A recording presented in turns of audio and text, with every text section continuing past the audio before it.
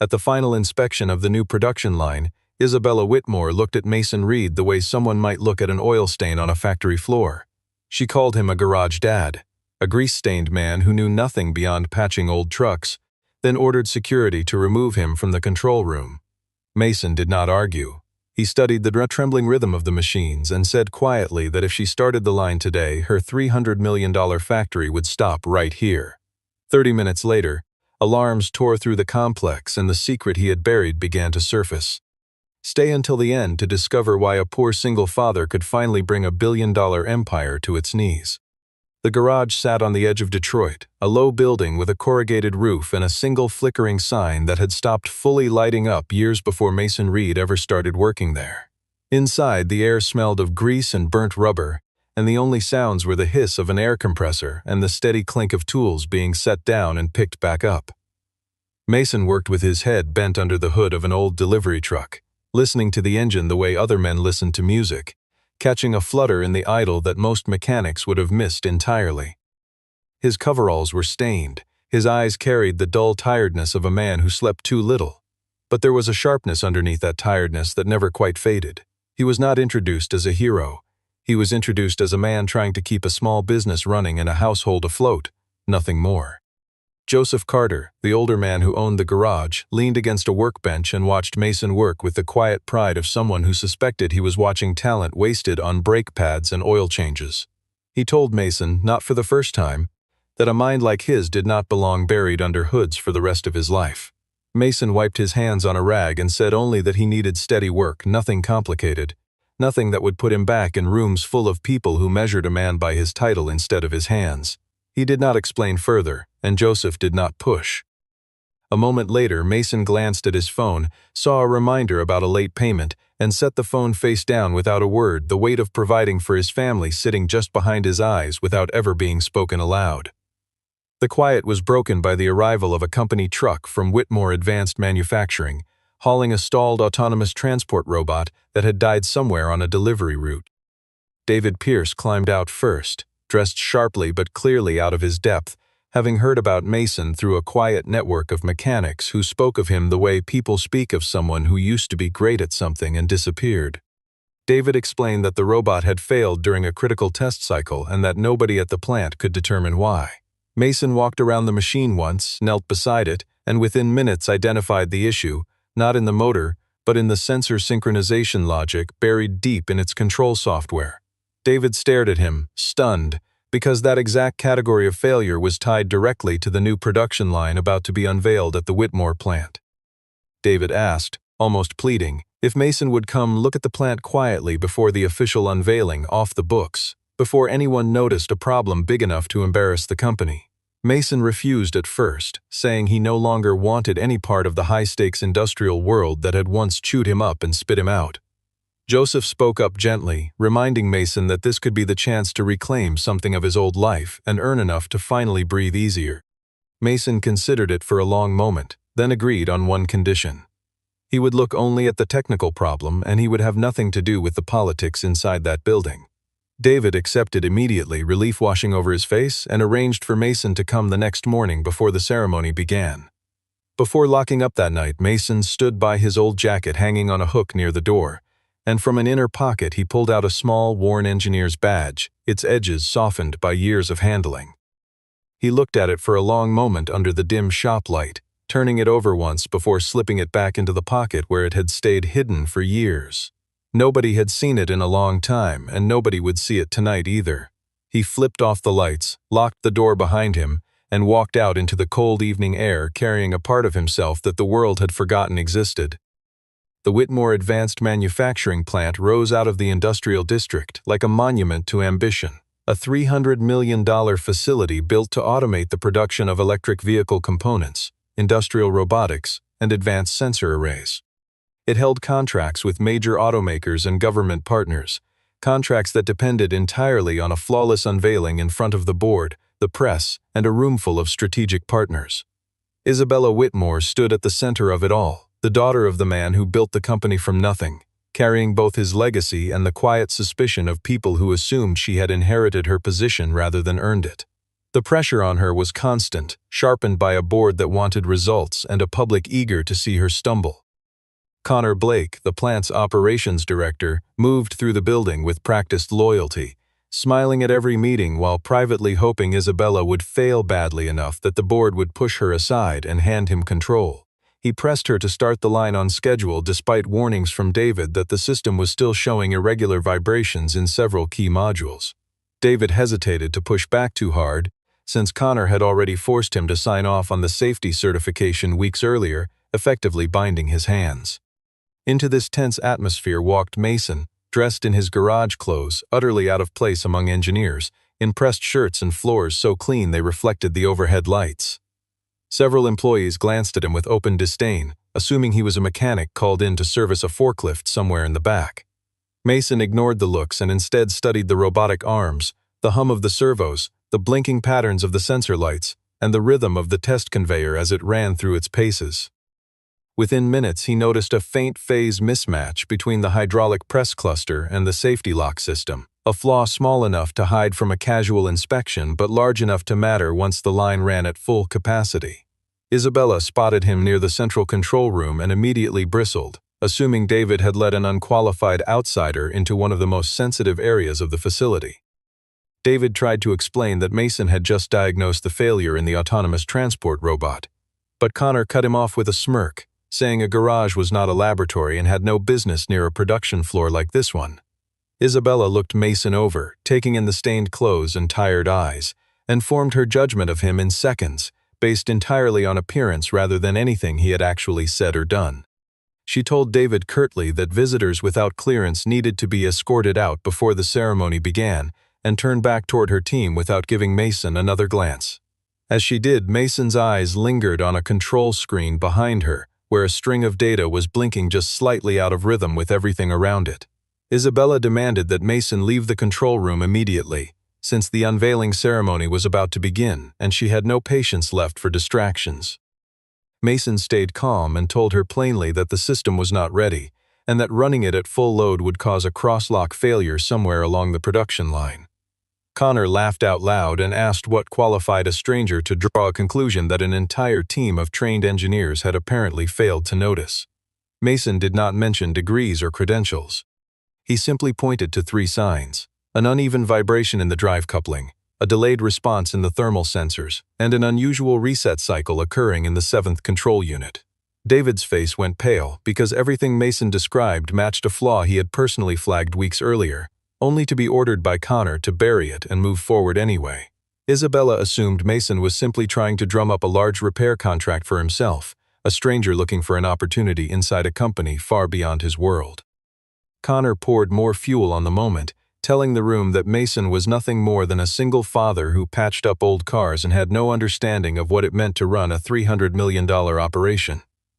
Isabella's patience snapped completely, and the words left her mouth before she fully considered them. He was just a garage dad, and he had no right to interrupt the future of her company. The room went cold. Several employees lowered their eyes, uncomfortable with how sharp and personal the insult had landed in front of so many people. Mason did not raise his voice or show anger. He only asked Isabella whether she wanted to hear the truth, or whether she wanted to hear whatever would keep the board comfortable for one more afternoon. Isabella chose power instead of truth, ordering security to escort him out of the building so the unveiling could proceed exactly as scheduled. Before he was led away, Mason turned back one last time and said clearly that if she started the line today, her $300 million factory would stop right there, in that very room. Connor mocked the line as a pathetic threat against a chief executive, but Mason answered quietly that machinery did not care who gave the order, whether it was a chief executive or a man from a garage, and that a system running out of rhythm would stop regardless of titles. He was walked out without resistance, his expression unreadable, while Isabella turned her attention back to her notes and gave the order to proceed with the ceremony exactly as planned. Out in the glass-walled hallway, Mason stood with his hands in his pockets, listening as the production line roared to life behind the thick glass. He closed his eyes for a moment the way a man closes his eyes when he already knows, with quiet certainty, exactly what is about to happen next. Reporters, board members, and strategic partners filled the observation deck overlooking the production floor, cameras ready, voices buzzing with anticipation for what Whitmore had promised would be a historic unveiling. Isabella stepped forward with practiced confidence, telling the room that this facility would return Whitmore advanced manufacturing to the front of the industry once and for all.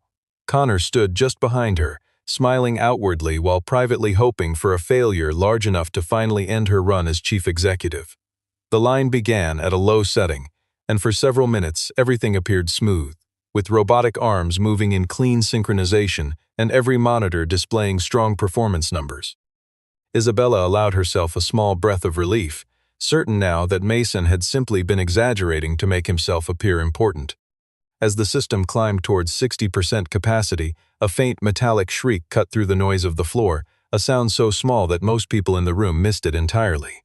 Mason, standing in the hallway outside, heard it immediately and felt his stomach tighten with the certainty of a man who already knew what came next.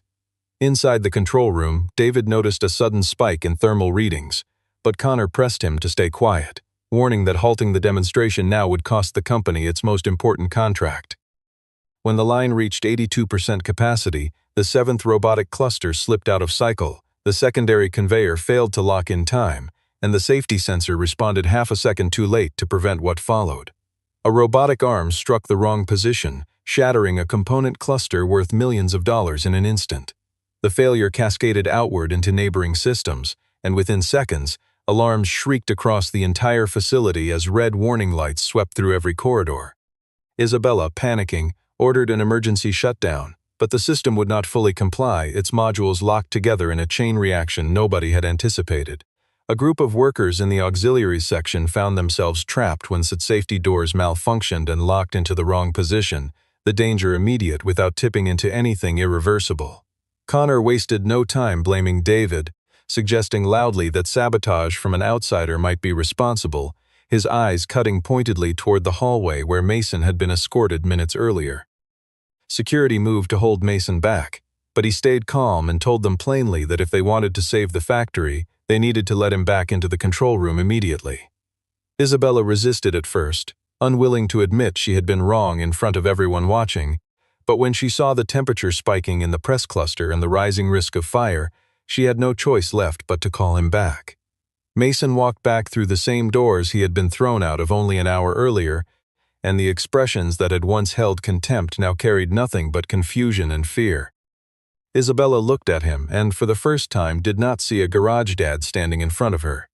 She saw the only person in the entire room who remained completely calm. Mason called out instructions immediately, telling the team to disable automated control on the upper level, isolate the seventh module, switch the hydraulic pumps to manual operation, and open the auxiliary escape route for the trapped workers. David stared at him in disbelief, because those exact steps were only known to someone who had once helped design the facility's core control architecture. Connor tried to intervene, insisting Mason had no authority to touch the system, but Mason answered that continuing the argument would cost them the entire factory. Isabella made the call in seconds, allowing Mason to take control under David's direct supervision. He worked without flair, listening to the machines, watching vibration ripple across the surface of water in a paper cup he had grabbed from a nearby desk, then calling for pressure to be reduced one stage at a time. He soon realized the failure was not a simple sensor glitch but a deliberately altered line of coordination code, one written specifically to bypass a phase deviation warning that should have triggered minutes earlier. David was stunned, since only someone with high-level operational access could have modified code buried that deep in the system. Mason asked for the changelog to be pulled immediately, and Connor quickly claimed the data had been corrupted during the incident. Mason did not argue the point. He simply moved forward, with stabilizing the line first and settling questions later. Using an auxiliary panel, he entered a sequence of legacy commands that no longer appeared in any current manual. Slowly, the vibration began to fall.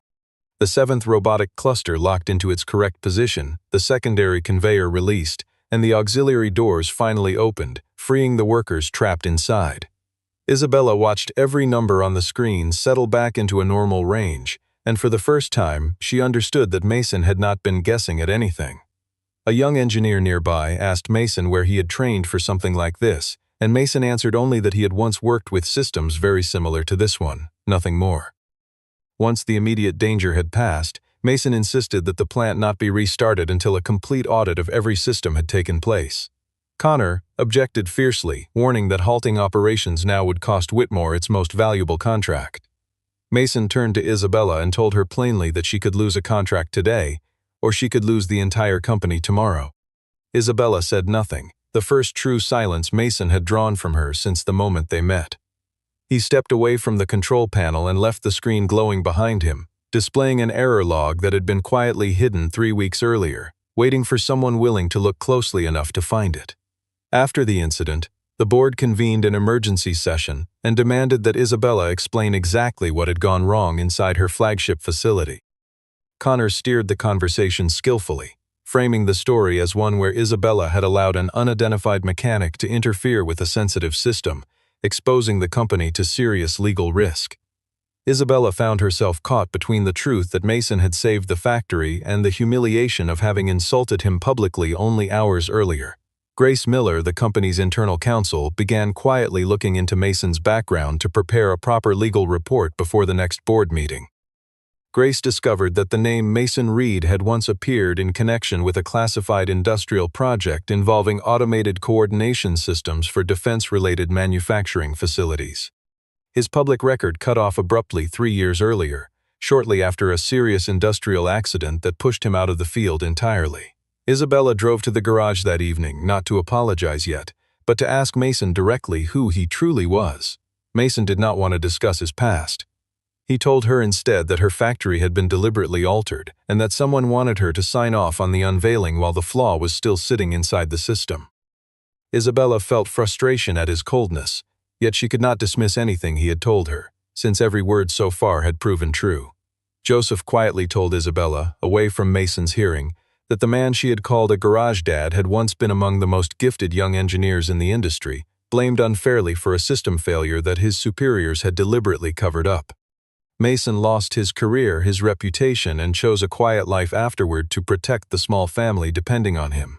Isabella began to see her own reflection in what had happened to him, realizing she had treated Mason exactly the way the industry had once treated him, judging him by appearance and title rather than substance. Still, Mason refused to return to the plant if Isabella only wanted him as political cover for her own survival. He demanded full independent technical authority and a guarantee that no findings would ever be hidden from anyone, regardless of how damaging they became. Isabella hesitated, knowing that level of transparency could send Whitmore's stock falling sharply if the truth ever became public.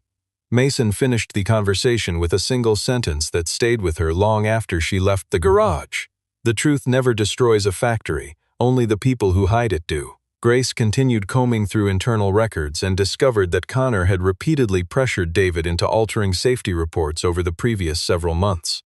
David admitted to Grace that he had warned Connor about the system's deviation months earlier, only to be threatened with the loss of his job and his professional license if he pushed the matter further. Connor, meanwhile, had been secretly negotiating with a rival corporation to acquire Whitmore at a reduced price, once the plant failed and the company's value collapsed under public scrutiny. Isabella still lacked enough hard evidence to confront Connor before the board, since every compromise document carried David's signature or the names of junior engineers instead of his own.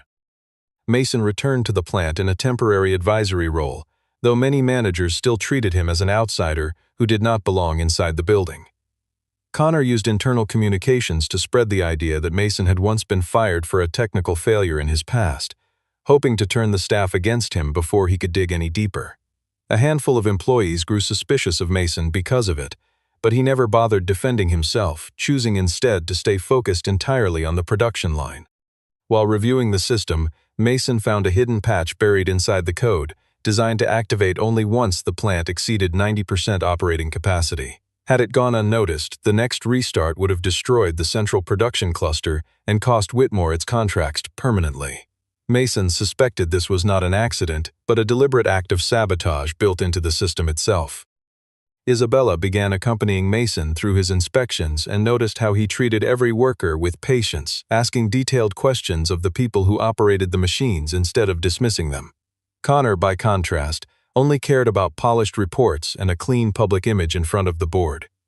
Tension boiled over when Connor publicly demanded that Mason leave the facility, citing his unclear past as a reason he could not be trusted near sensitive systems.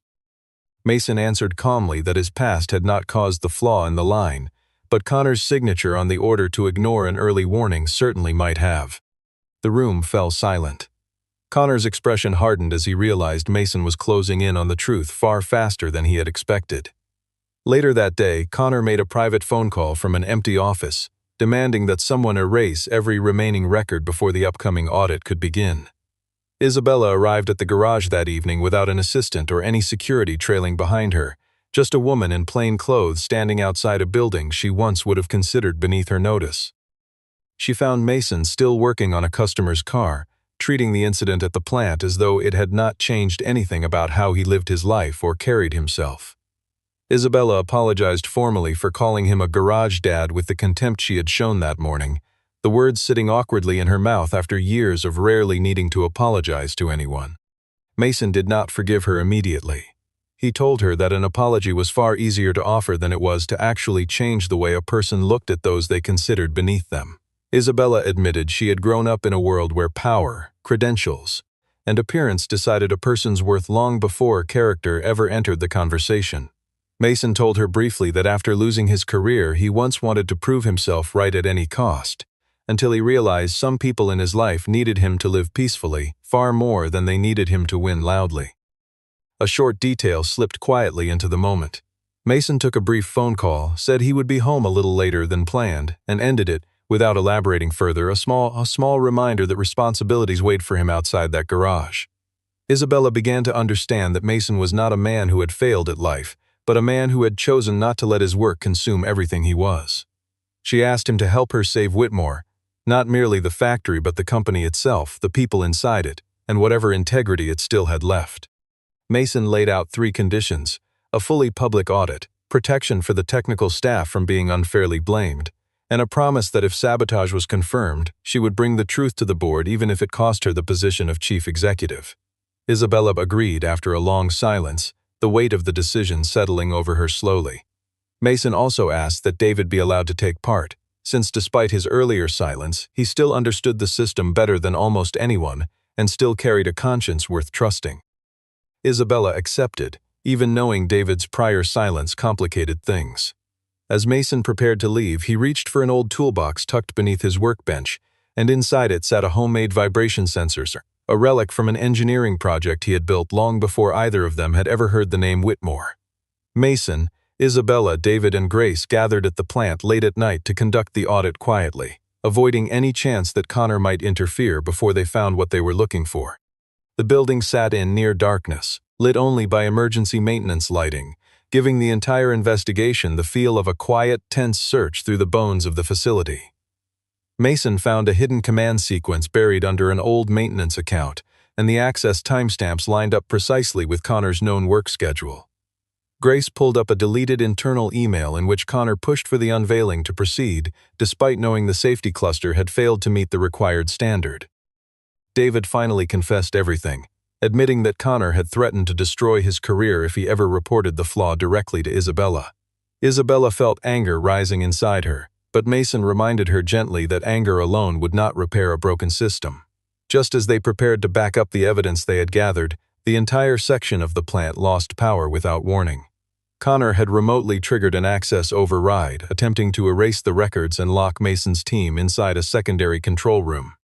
Mason stayed composed, switching to a mechanical backup power source that did not depend on the main network, allowing him to reopen an older control pathway that Connor's override had not accounted for.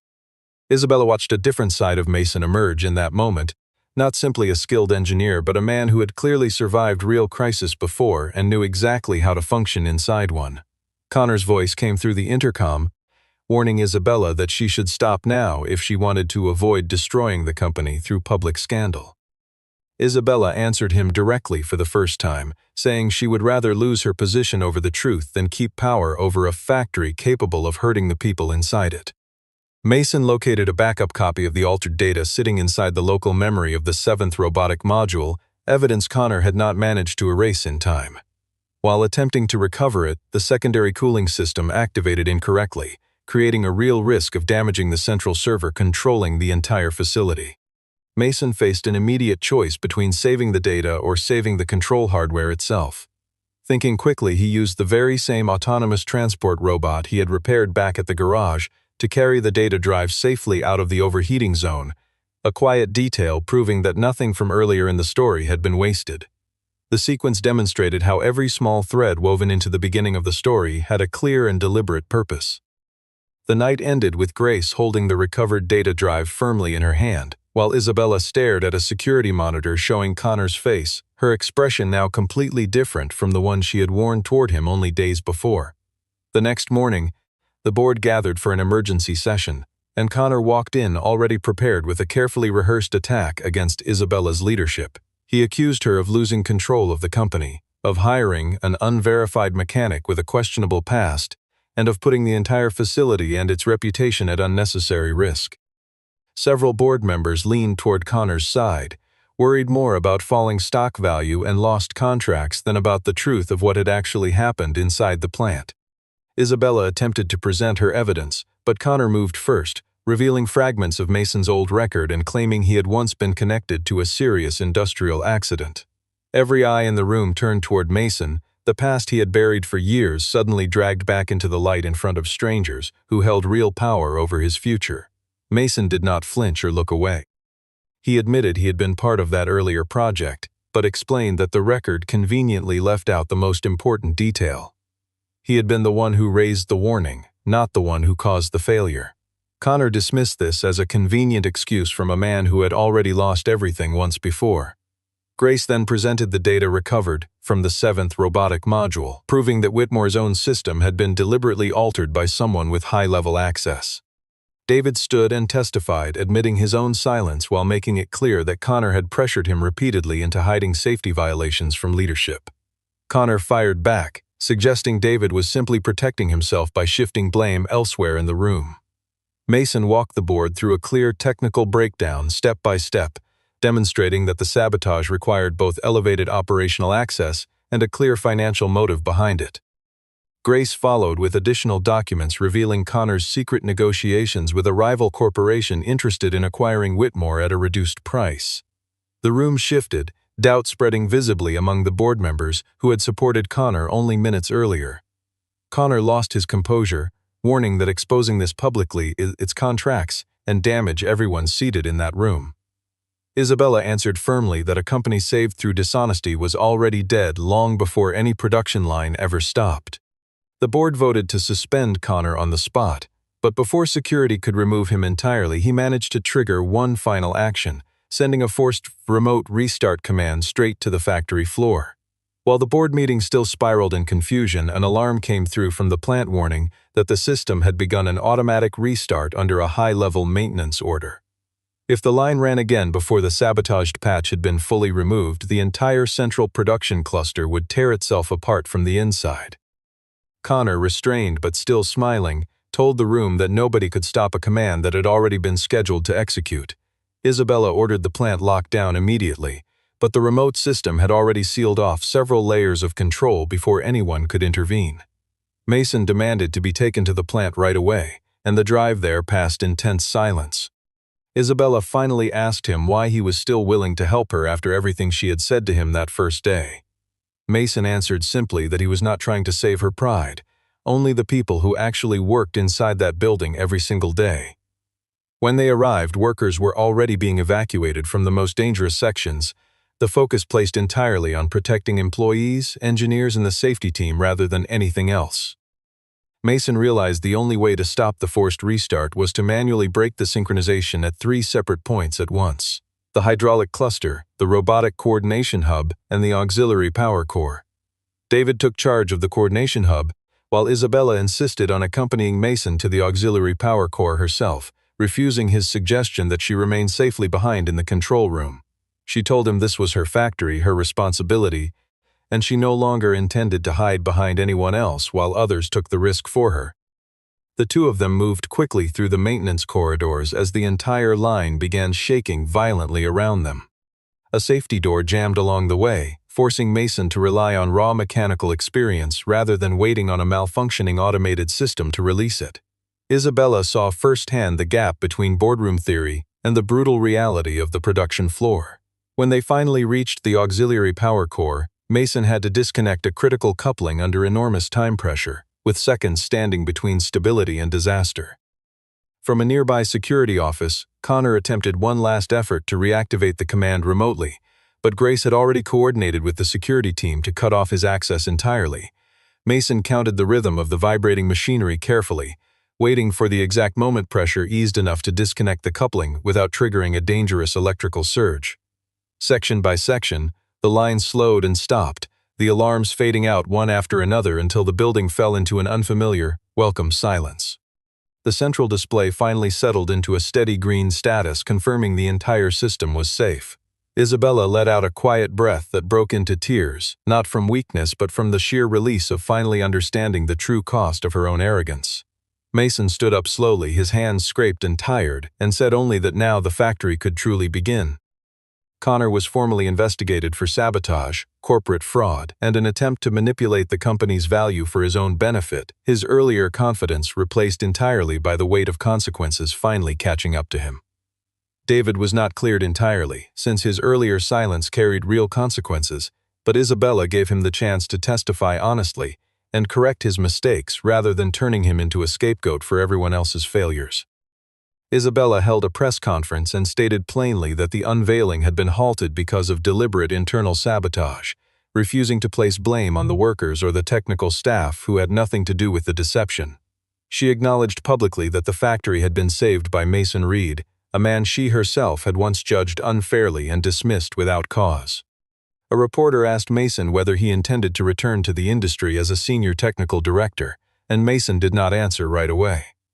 Grace announced that Mason's old record was being formally reopened, since new evidence proved he had been wrongly blamed for a failure years earlier that was never truly his fault. Watching the news from the garage, Joseph smiled quietly, relieved that Mason no longer had to hide behind grease-stained coveralls just to feel safe in the world.